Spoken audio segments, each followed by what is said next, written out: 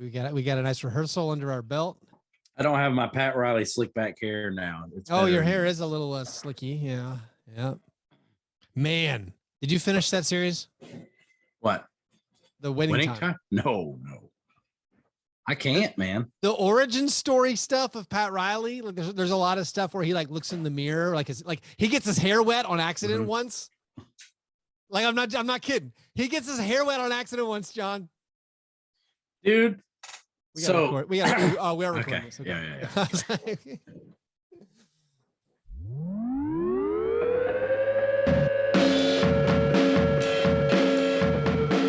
All right.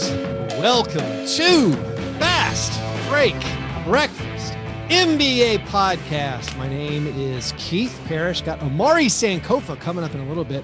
I'm joined right now by John Burr. John, how's it going?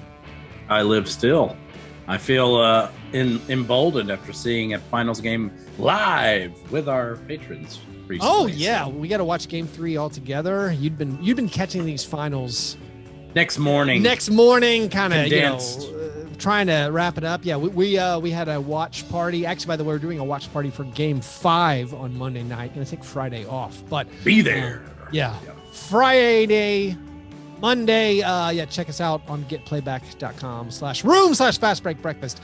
Just follow the links on social media. We'll have a watch party starting at halftime on Monday. Yeah, no, the finals have been incredible. I feel like the Game 3, the Celtics, just tremendous performance. You got excellent games from, is it their big three? Did we call Everyone. it big three? Everyone. I mean, Everyone. Marcus Smart, Jason Tatum, Jaylen Brown, and then you have Al Horford. You have Robert Williams playing so well. The big Vol Grant Williams. Derek White. Derek White was solid. Then on the other hand, you got tremendous throwback. Yeah. Great performances from Steph and Clay. And it wasn't enough. The Splash Brothers were there. What was it not enough, or was Draymond just that bad? It wasn't. Yeah. All the stars came out to play except for Draymond. Draymond Green was a little bit struggly. He pulled off the stat line looks like binary code. It's like quadruple singles. What do we call this? It's like you got two. You know what it looks like? All right, if you're looking at Draymond's triple, he had a birdie. If you look at Draymond's points, rebounds, assists, steals, it looks like a golf score sheet. Pretty decent front You got a nine. 3, a 2, a 4. Yeah. Nothing over. The only thing over, I think he double bogeyed his fouls. The 6 fouls, everything else. Yeah. Eagle here. Last hole was rough, but he was on fire. Was rough. I think he had a double eagle in there. Oh man. So I know the entire narrative storyline has gotten a bit out of hand. It's gotten strange. Like I'm not going to help with this because we are by trade. We're still NBA butthurt. podcasters. Yeah, as is Draymond. So really, that's what I'm saying. Who more qualified? The amount of NBA podcaster talk that's coming from this series is a bit overblown. I don't think it's affecting the play, but I will say, and maybe I'm the wrong person to talk to about this. If I was one of Draymond Green's teammates, I think I'd be pretty frustrated. Yeah. It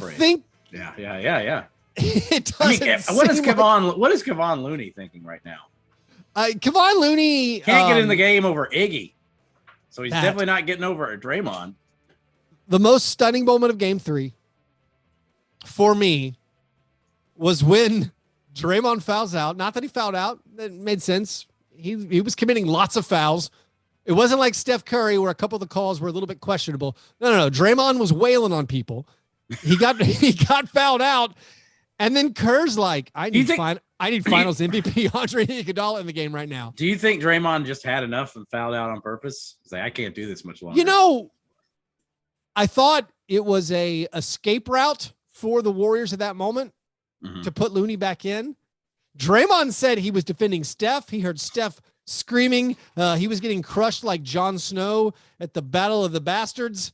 I believe I have my Game of Thrones references correct. I might not. But he said he was throwing guys off of him. That's why he fouled out. But yeah, I thought the Warriors honestly maybe had a chance once Draymond got out of there. Do we Draymond was so bad, and I'm starting to honestly think, and I think some Warriors fans are, and I know it's just, all right, you're down 2-1. Certainly they'll bounce back. That's the way these things go. But it started to feel like, should they just roll with Looney and Wiggins as their front court more? I mean, I think Looney, Wiggins, and Otto Porter minutes are like the best stuff. Yeah, plus Warriors Stephen Clay. Is that your 5? I mean, Otto's extremely limited in the minutes. I don't know. It feels too strong to say. I just love to hear you say this. It feels too strong to say their best 5 doesn't contain Draymond. Draymond's Green. One of the weirdest players to look back on his career in the history of the NBA, I think.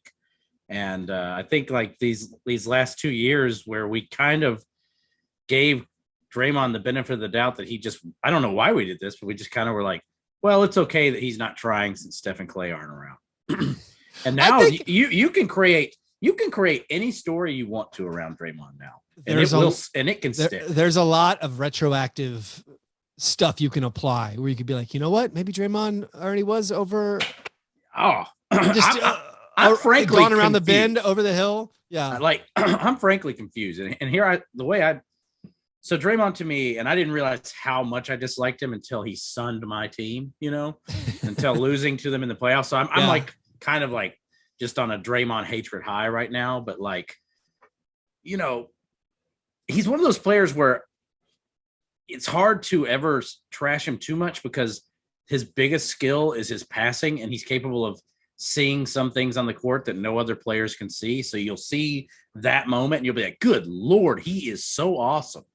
But then we are now seeing a body of work over these playoffs where it's just like you'll have a couple of those plays, but his whole game, it's detrimental. He's having a detrimental effect on his team, and it's just very strange to see. You know what? Whether or not he's been an overall detriment to the Warriors in this series in the finals, I guess, is arguable. I think in this one, because it's so early and he just had such a brutal game. Yeah, you can safely say it, but he could dig. Well, everyone's pointing out he's got 15 fouls and 15 points, and we know his game is not points, but still, that's just a fun number to throw out. That's a checkmate. He also, I mean, in the Warriors Grizzlies series, he had so many turnovers. Mm-hmm. Like I know those home run passes are a good part of their offense. They don't care if they turn them over as long as they're dead ball turnovers. Right. But like he even had a moment in this one where they were on a run in the second quarter where he ended the Warriors run by throwing a turnover by Al Horford, who had a great game. Al Horford got the steal and ended up in a Jaylen Brown dunk. I don't know. I mean, maybe we're just overreacting because like you said earlier, all the Celtics played well. Jaylen Brown, and he just might be, if Jaylen Brown plays well, the Celtics win, just period.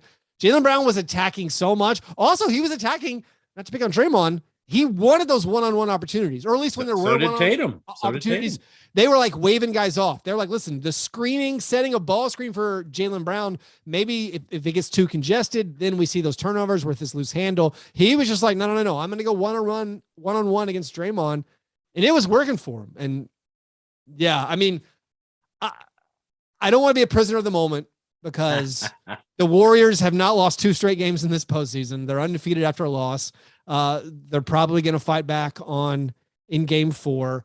You assume Draymond's got to bounce back, right? Just for the narrative, just so dummies like us don't try to relitigate his entire career. I think the table is set with only one night off, which I think will profoundly affect Robert Williams' cortisone recovery program. I think that could lead to one more great Warriors game. But I think we are seeing what makes the Celtics so dangerous in the playoffs, because the Celtics, the way they play, they do have some like hilarious stinkers where you watch them and when the shots aren't falling, you're like, ugh, is this team good? But it's not going to happen over the course of 7 games. They just have too much organizational stability and thought processes going into this where they just are able to implement their game plan and they have like their set rotation of awesome dudes. They don't have like a situation that we're talking about for the Warriors where, oh my God, Nemanja Bjelica is in, it just doesn't happen. So it's a weird thing where the Celtics basically have no weak link. I mean, Peyton Pritchard is the worst player who plays, but he's fine, and he doesn't play that many minutes. It is awesome to have Peyton Pritchard as your worst player. And like he even subbed in near the end of game 3. Just you felt like they were going for extra ball handling, so they don't have a repeat of some of their late game collapses or their little scoreless spells that almost cost them against Miami. Like they don't really have that much of a weak link. And then on the Warrior side, and I've talked about this before on the show, their depth has now, you've gotten the thing where it's like, well, do I play? Like how many minutes does Poole play? Or do I go with Iguodala, or do I go with, I know we're basically maxed out Otto Porter at 20 minutes, but like they have options where you can kind of second guess, like, well, why did they play this guy? They should have just stuck with them. The Warriors have options. So like, it's easier to second guess Steve Kerr, where Ime Udoka, they have their guys. Like they have the people who are going to play. And there's rarely a moment. There's some games where I'm like, oh, Robert Williams, yeah, the cortisone wore off. Maybe he should have only played 5 minutes, but if he plays like he did in game 3, that won't be the issue. I mean, just it's strange this series. I'm kind of a lifelong, or not lifelong, career-long Marcus Smart and thus Celtics hater, but I've found myself rooting for the Celtics in this series. Part of it is probably so that I can be right since I picked them. And then part of it is probably that's a powerful motivation. I know from experience. It really is. I want to be right so bad. And then part of it is just like Draymond has been driving me insane. Not so much for on-court stuff, but just I don't want to have these press conferences and these inside the NBA appearances anymore. Like I'm just ready to move on from that. Although I must say it is impossible to root against Steph Curry. And I was very wrong saying that he can't hit the same type of shots anymore, because he is definitely doing so. There are these competing there's so many funny competing forces if you're not in one of these fan bases. Which is cool because it's made the series fun. It is cool. Like there's tiny ones where it's like, I love watching Derek White play. And then Derek White will do some of the, I call it dirty, ref manipulation, where so what's better than one Marcus Smart, Keith? Yeah. Two so like, Marcus he Smart. throws himself on the ground with these flops like years ago, and I'm basically politically, I'm all for the abolition of the prison system, but I thought he should have been jailed for trying to draw a charge on like a 70-foot heave a couple years ago when he's on the Spurs. He like the foul he drew on Steph Curry, where he just threw himself to the ground with nothing and got the call. Like we have to find that. So like there's that. Here's the deal. Pull. Yeah. When Derek White was on the Spurs, not in prime time, early in his career, that stuff it endears him to you. But if you get far enough in the playoffs, you just slowly live long enough to become Kyle Lowry, and then it becomes we're not. You and I are both going to hate Derek White in 2 years when he's on his like third championship team and is like, matrix backbending with his hair moving in different directions to draw a call. He's doing that. The love affair will be gone. You remember that college flop that Dylan Brooks had? Mm-hmm. It's like the greatest flop in basketball history when he was on Oregon. Just so you know, the reason I hate Marcus Smart is he has a highlight reel of those at Oklahoma State that it has to be seen to be believed. So the push-pull, I was going to say the push-pull, minor one, Derek White. Yeah. The major one, push-pull, Draymond's kind of annoying me with some of the stuff he's doing in this series, but then there's the Boston crowd. Mm-hmm. Horrific. Like for me, that like it's too much where I'm like, well, now I'm cheering for Draymond. Barstool has an anti-Draymond shirt. Okay. Well, I guess I'm cheering for Draymond now a little bit. Like there's that push-pull, and then the Steph Curry stuff. I do think sports are better with those like huge market maniac crowds, though. It's something, I enjoy the Philly crowds for the same reason. Like I know it's deplorable, but it's like, I really like when I like your word choice. I think it was very carefully chosen. I really like it. I really like it when like, I don't want anyone to get hurt, but when I watch like footage from Bologna and like fans are shooting flares at their own soccer team, I'm like, yeah, let's go. Yeah. The indoor flares. And, yeah. I mean, I like the passion so long as no one gets hurt, but I don't know that I feel both. Like this is a fun series to me just because I'm being pushed around emotionally. So yeah, and then like the Steph Curry, where he's just the most enjoyable basketball player. He's the most like they're guarding him so closely, and he's being guarded basically for every minute he's on the court. He's being harassed by an awesome defender. It's funny. Derek White's picking up full court, and yet Curry's still like, I'm gonna hit 6 threes every game. Yeah, he's harried but unstoppable. 30 points. Yeah, he's just unstoppable. It reminds me because I really love Steph Curry, but I think that he's had a terrible effect on the game as a whole. And it kind of reminds me of there's an old comic book writer named Alan Moore who was the first guy to make comics kind of realistic and grim and gritty. And he did it kind of as an experiment. It wasn't going to be like a style going forth. He was just like, what if superheroes were real? And his end thesis was that they would all be psychopaths and ruin society, et cetera, be the Ubermensch and, dominate everything. And then after that, everyone tried to write like Alan Moore and tried to make grim and gritty superheroes as if they were that's every piece of entertainment right now. Yes, exactly. So I love Alan Moore. He's my favorite comic writer. I abhor his effect on pop culture. And I kind of feel the same way about Steph because you get all these, for every Dame Lillard or Trae Young, you get like your D'Angelo Russells. It's just we're in a game of just heaving threes all the time. But with Steph, he's the one. I have a couple of very applicable examples of this in my life. Both of these things happened to me on Thursday. Mm-hmm. On Thursday, I realized there's a player on the Timberwolves, Leandro Balmero. And I realized I'm not sure who this person is. Yeah. So I went to, I just randomly picked it up. I'm like, I'm going to go to NBAstats.com and I'm going to watch every one of his field goal attempts. And he had one of those Steph Curry ruined a basketball moments where in the first quarter of a basketball game where he was in one of the rare instances he was in non-garbage time, he has like a run out fast break where someone throws him a lead pass and he runs to the corner and shoots a 21-footer with both feet on the line. He shoots a 2-pointer with both feet on the line on essentially a 1-on-3 fast break where he gave up layup. And I was like, if I were Chris Finch, I don't think I could play him after that moment. So there's an example of Steph Curry. If we get old man yells at cloud, he ruins basketball. Glad you introduced a portmanteau of Leandro Barbosa and Rafael Palmeiro into my life. And then also on Thursday night, going to sleep, I watched a solid 30 minutes of Tim Burton's 1989 Batman.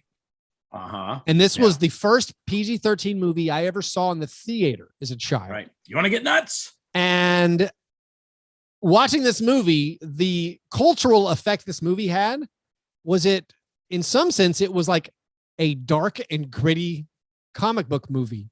Yes. And what passed for dark and grim or dark and gritty in 1989's Batman would be like a joyous comic celebration.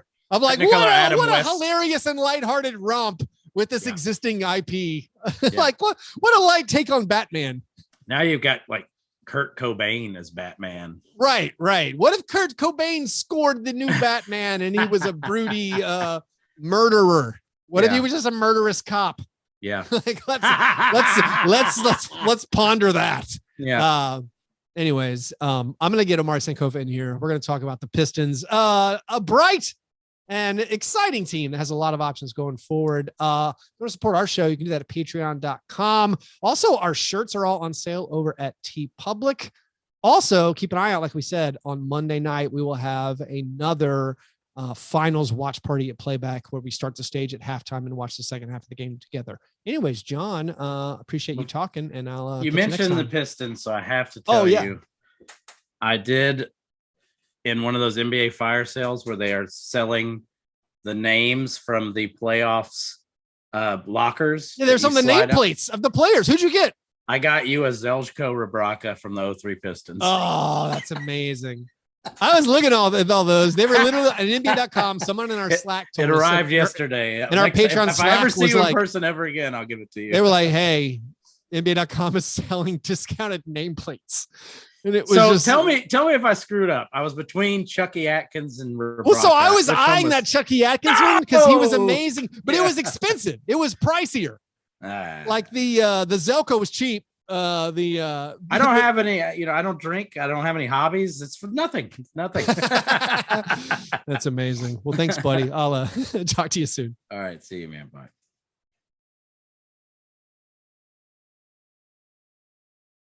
I'm joined right now by Omari Sankofa. Omari, how's it going? Keith, it's going well, man. How are you? I'm doing great. I can't remember if you've ever been on Fastbreak Breakfast, but we start off with our guests talking about breakfast. Have you had breakfast? It's a little early on a Friday morning.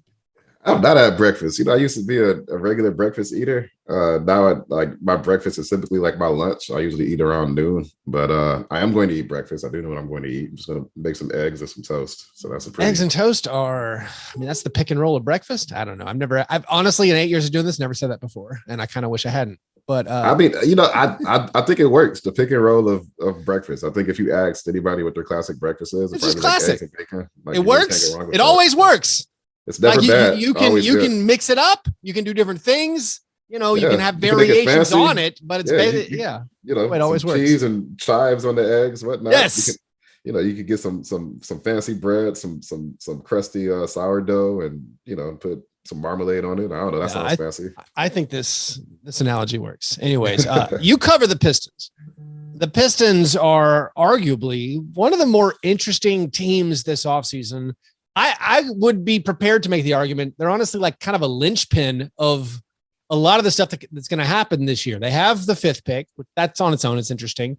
But then they have massive salary cap space. So they could be involved in essentially any trade that goes down. They could maybe weasel their way in and say, listen, we'll take that. Well, you're trying to get rid of Kemba Walker's deal. We can take it, and or whatever. And then they also have Jeremy Grant, who's a good player under salary, who seems to be linked in every trade discussion. And so I guess let's start with the Jeremy Grant piece of it, where, he is an expiring salary this coming season. He's been linked in all these trades to like Portland for the 7 pick, which has shocked me every time I hear it. That like, it seems like too much for the Trailblazers to give up for Jeremy Grant. And then like maybe the Hawks are interested in him. So the question is, after draft night, do you think Jeremy Grant's going to be a Piston? It is a coin flip right now. It really is. I think it partially comes down to who they select at number 5. If you go Keegan Murray, then, of course, he's a pretty prototypical power forward. So that kind of increases the onus to find something for Jeremy Grant now. It's tough. Like, honestly, I feel like I kind of waver and flip flop on it, depending on the week, just kind of depending on what's out there. But I think the bottom line for the Pistons is that if you're going to trade Jeremy Grant, it makes more sense to do it now than waiting until the trade deadline, where now you're in a situation where he has unrestricted free agency in 2023.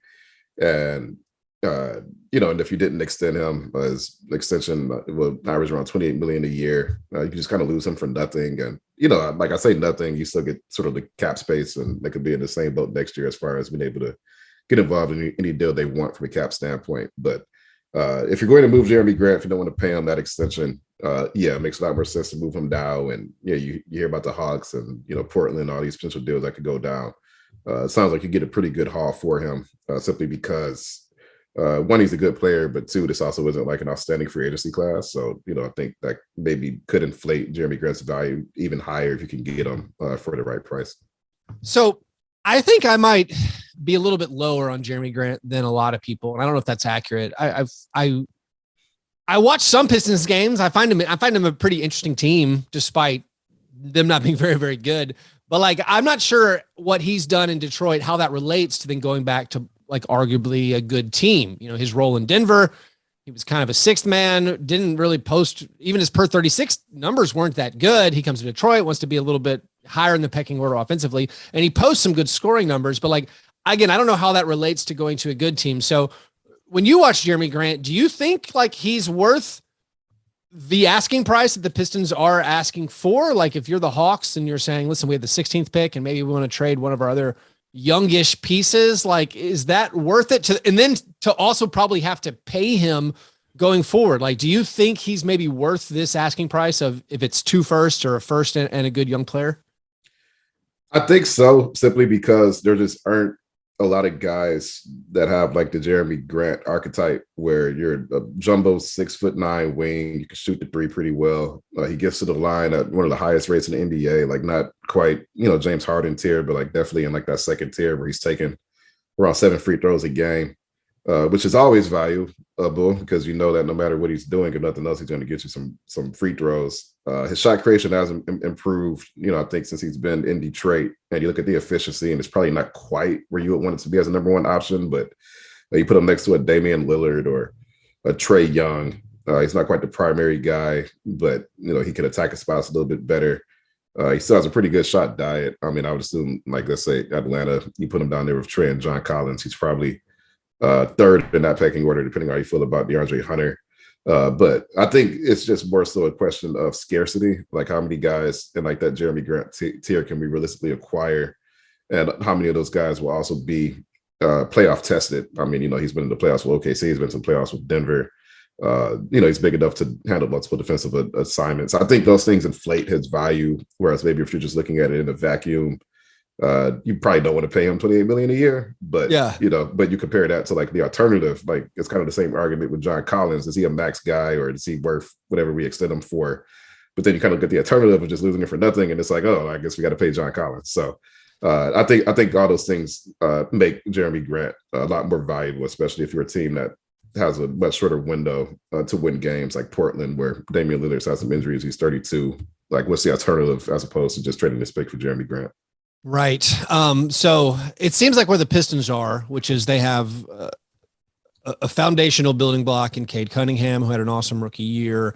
And then beyond that, you have like, Sadiq Bey? I mean, are there any other building blocks you feel like, all right, in the next good Pistons team, it's going to have Cade, it's going to have Sadiq, hopefully have the fifth pick.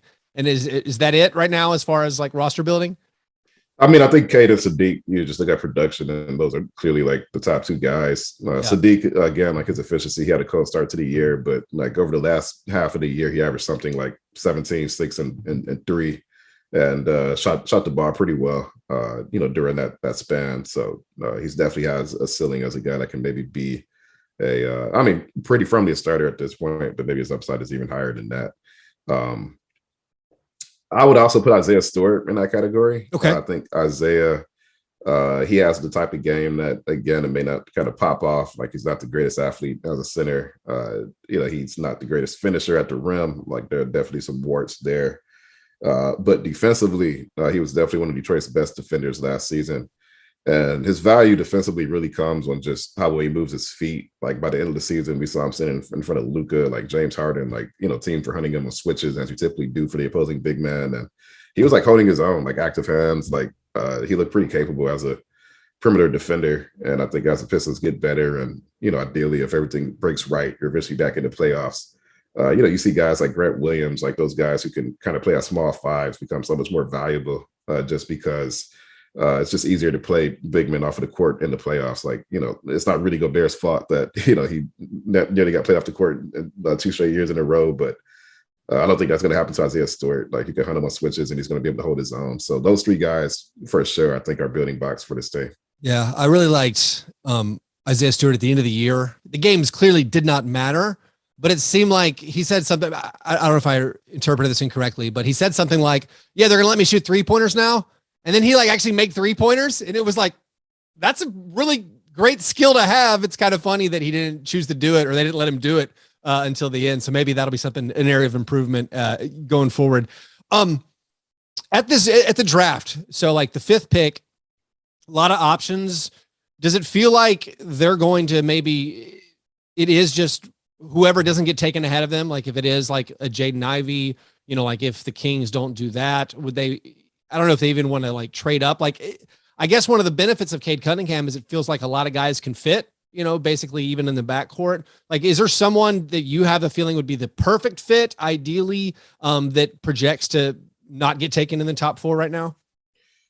Yeah, 5 is an interesting spot to be in this draft, because you have really 3 guys in Chet and, Paolo and then Jabari, who kind of seem to be the cream of the crop of this draft, and the Pistons are sort of outside that. But they have guys that they like. Like, I would definitely keep an eye out for Keegan Murray, who I actually think in the last ESPN mock they had him. No, it was Kevin Pelton's ranking, but he listed him as like the 3rd best prospect in the draft, which, I'd be surprised if he went top 3. But just absurdly productive last season at Iowa. Like, he shot like 55% overall from the floor, like 40% from 3. Just really a prototypical power forward. I mean, he could work in the post, but he also spaces the floor. He's good on cuts. He blocked a couple of shots a game, so that makes you wonder, how strong the rim protection instinct. Can he play some small 5 in the NBA, which, would increase his value even higher. So you have him, you have Jaden Ivey, who seems like he could go as high as 2 or, as low as 5. If he were there, at 5 for the Pistons, I know that they would take a hard look at him. And then Shaden Sharp and Benedict Mathurin as well. Probably similar modes of guys where they kind of project as like your prototypical 3 and D NBA wings, but Shaden Sharp is, of course, the unknown, didn't play any college basketball. We're kind of just going off of that Nike circuit he was in as far as, is he a guy with star potential in the NBA or is he more of a J.R. Smith type? But Mathurin, again, I think he's a safe pick, kind of like Keegan Murray. I mean, he shot really well at Arizona for 2 seasons. He's a plus athlete, kind of showed some playmaking chops last season. So, I mean, they have their pick of options. And I guess the main question is, do you go for safer pick in Murray or Mathurin, or do you go for the upside and you take a Jaden Ivey or a Shaden Sharp? Yeah, I've just like recently gotten involved in looking at the draft prospects, and the mystery box of Shaden Sharp seems just like, that's just tough. I mean, I don't envy any front office or any scouting department that has to make such a huge decision and be like, yeah, we're going to go with the unknown guy, the guy who got good feedback a year ago. And for whatever reasons, there's a multitude of reasons of why he didn't end up playing, or there's not much tape on him. But like, once they got the feedback, like, hey, you're one of the top prospects. It's like, all right, I'm good. I don't want to show anything else. It's kind of similar to, situations are different, but it's similar like James Wiseman, where James Wiseman got the feedback, hey, you're going to be a top 5 pick. He's like, well, all right, great. I'm not going to play any more 5-on-5 basketball in front of anybody because I don't want to jeopardize that. So that's a really, like, I don't know. It's a tough spot for a team to be in. It'll be interesting to see what they do. It feels like, honestly, not to get stereotypical of franchises, it feels like the Kings could make the swing, like this guy could be amazing. Okay, let's just go with him. And then maybe, I don't know if that makes the Pistons job easier. I feel like if I worked for a team, if Shaden Sharp was off the board, I would feel somewhat relieved. Be like, all right, I don't have to make that really tough decision. Free agency. The Pistons don't have a ton of guys under contract for next year, and they have a bunch of team options of guys they can even decline. And they have all this cap space. What do you think the plan is for Detroit? Is it going to be? And also, are they going to try to make some kind of swing for like DeAndre Ayton? And if that happened, what kind of thing do you think they would offer in a sign and trade? So things could go a lot of ways for the Pistons as far as their cap space. I mean, they can, they have avenues to create max room by renouncing some guys. And you hear the rumors about DeAndre Ayton, who the Pistons are interested in. They're also interested in Jalen Brunson, who I know the Knicks seem to be positioning themselves to make a run at him by hiring his dad as an assistant coach. So you got a lot of moving parts here. But I mean, this offseason could go in a number of different ways for Detroit. It's entirely possible that DeAndre Ayton, he's probably going to command a max deal. Pistons won't be the only person looking into his services. Jeremy Grant, again, you could look at a Jeremy Grant sign and trade for Ayton, which if you're Phoenix, you don't want to lose Ayton for nothing, which why would you? Maybe look at Jeremy Grant and you look at your center rotation with JaVale and Bismack Biyombo and you say, like this works. Like we can just go ahead and do this. And the Pistons, you sign a trade, Jeremy for Ayton, pay him whatever. And then since you saw some money left over too, since you signed and traded Jeremy and he was on the books for $20 million, it's probably like a difference of like, I forget what the max number for Ayton is, but you saw some money left over after you do that. You can still get into play for a guy like a Colin Sexton if you want to. Sexton, like he's another guy I'm intrigued about. Like, I don't know if the Pistons are in love with him, but for the right price, maybe it makes sense. So just from a free agency standpoint or a trade standpoint, they really have a lot of flexibility, given that they have cap space and a guy in Jeremy Grant who could be used to facilitate any larger deals. Of course, this is not the greatest offseason to have cap space. And if you're the Pistons, even if you did have like a Kevin Durant type guy out there, you probably wouldn't get him anyway. So it's also possible that there's just some trade that, we're not necessarily seeing right now, but, things align the right way. And the Pistons are like, yeah, you know what, we'll make this deal for this guy. And maybe he's a guy that, kind of fits your young core, or maybe he's a guy that is an older guy and is overpaid, but you get like a 2023 pick back. And now you get like assets in return, and you just kind of keep some things in the bank, and you look at next season and you say, we just maintain that flexibility while gathering more assets, and we continue to take the long road on this. So like a Tobias Harris homecoming, something like that. Something like that. So Yeah, I mean, we would just have to see. They have so much flexibility that it makes it tough to say like what the best outcome is. A lot of it just depends on, does Brunson's value get too high? Like, once he gets past like that 25 billion mark, maybe you're like, yeah, I don't know. Well, it's interesting where the Pistons are in that spot right now, early in Cade's run, where they can overpay.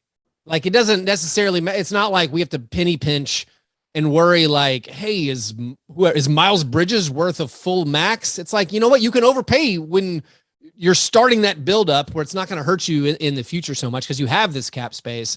Like if you have other cheap contributors that you can. So that's where I like when I fantasize about NBA offseason stuff, the Pistons are just one of the most interesting teams where it's like they could take on Gordon Hayward's contract, or like they could, if after the draft, they're like, listen, we got Cade, we got Sadiq Bey, whoever it is you draft, Keegan Murray or Mathurin, you're like, all right, we have these pieces. Who's a good complementary piece of this that we can maybe get cheap or free, or someone would pay us to draft, even if we aren't active in free agency. So like they're kind of this like open canvas that they're really interesting. They are, and I don't think they're going to be hasty. I don't think it's a position where if all your other options dry out and like Miles Bridges is sitting there and you have to pay him a max deal, they're just going to be like, oh, I guess you have to pay Miles Bridges. I think that they want to do this rebuild the right way. And it's also a franchise that has kind of been bit in the past, paying the wrong guys. Like, of course, Josh Smith, Ben Gordon, whoever it may be, they've Villanueva, they've made some gambles that, just completely backfired. And if you're a rebuilding team, I think the worst thing you can do is overpay the wrong guy. Like that hamstrings your cap for years to come. And it needlessly speeds your timeline up as well. And the Pistons, like after all this, there are just some safer options they could take. I mean, it's realistic that they just look at other options and they say, you know what, we're going to sign a few good role players, to reasonable contracts. Like we're just going to go after Malik Monk and maybe two other guys, and just pay them reasonable contracts, and these contracts can be moved if we need to move them. And we're going to extend Jeremy Grant. We're going to take a guy at 5, and like that's our offseason. And that's like the most boring outcome. And I know, fans hear that and they're like, oh, well, that would be disappointing. But then you look 3 years down the line and certain guys got overpaid, and you're like, oh, I'm glad the Pistons didn't do that. And I think that's kind of how you have to look at it. If the trade isn't there, if the guys in free agency are asking for too much, restricted free agents, you have to pay them max money. You're not convinced that they're max guys.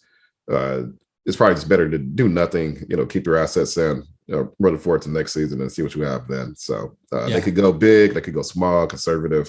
Right now, it seems like all that stuff is on the table. Well, last thing, what do you have, like one wish?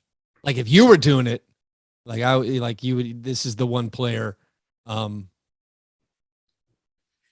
There's, I've said this on my own pod. I don't think there's a single guy in this class that I'm just like, oh, the Pistons got to have this guy. Like, Brunson had a really good playoff series, but at the end of the day, is he worth more than 25 million? Like, I don't know. Like, even that's like, probably on the high end. Miles Bridges, I mean, he's, from Flint, and he's went to Michigan State. I know people would love that homecoming here, but Miles Bridges is gonna make a lot of money. He was good last season, but the guy who's like the second or third option on a 500 team, are you paying him $30 million a year? I mean, that's probably not ideal. So if I were the one calling the shots, like if I were Troy Weaver, I would not overpay anybody in free agency. Like I would probably lean toward being conservative. If I can't use that cap space to get like like you mentioned, like Tobias or Gordon Hayward, and you're getting like good draft capital or a young player back, and that's a good deal for you. Like if that's not there,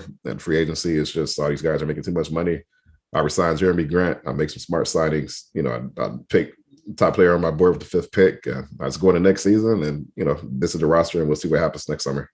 Kyle Anderson for about $9 million, maybe. So nice. Kyle Anderson, he is a unrestricted free agent. Just bring in a solid veteran. Set the culture.